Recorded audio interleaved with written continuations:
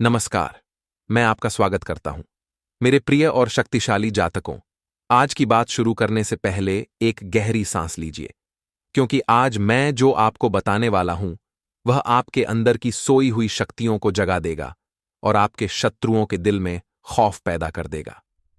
6 और 7 अक्टूबर को शरद पूर्णिमा की रात, जब चंद्रमा अपनी 16 कलाओं से अमृत की वर्षा कर रहा था, वही अमृत की दिव्य ऊर्जा अब आपके लिए एक अग्नि अस्त्र में परिवर्तित हो चुकी है।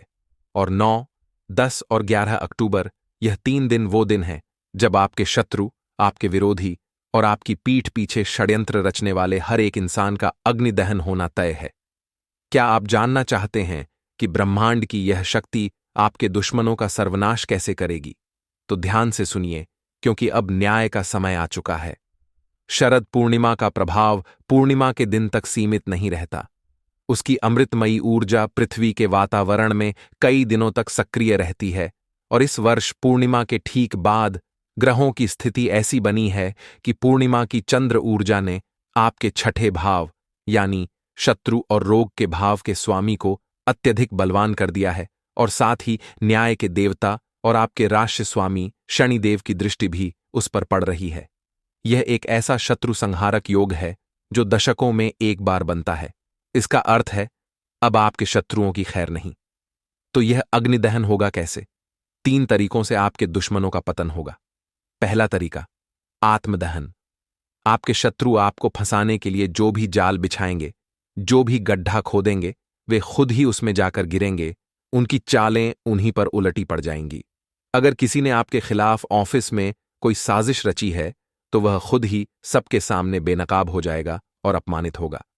अगर किसी ने आप पर कोई झूठा आरोप लगाया है, तो सबूत उसके खिलाफ ही मिल जाएंगे।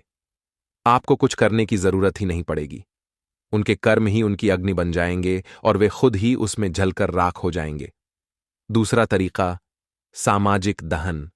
आपके वे गुप्त शत्रु जो दोस्तों का मुखौटा पहने हुए थे, जो आपके मुंह पर मीठा बोलते थे और पीठ पीछे जहर उगलते थे, अब उनके चेहरे से नकाब उतरने वाला है।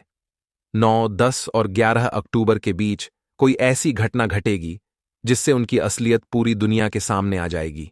समाज में, परिवार में, दोस्तों के बीच में उनकी थू थू होगी। उनका मान सम्मान मिट्टी में मिल जाएगा।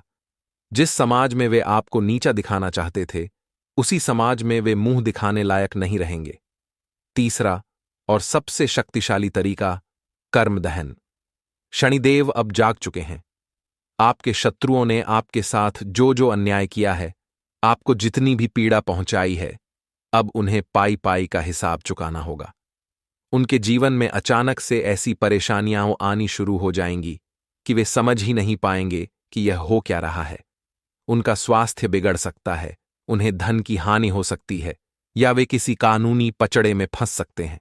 यह शनिदेव का न्याय का हथौड़ा होगा जो उनके बुरे कर्मों की आग में उन्हें जलाकर भस्म कर देगा। इस समय में आपको सिर्फ एक काम करना है, शांत रहना है और तमाशा देखना है।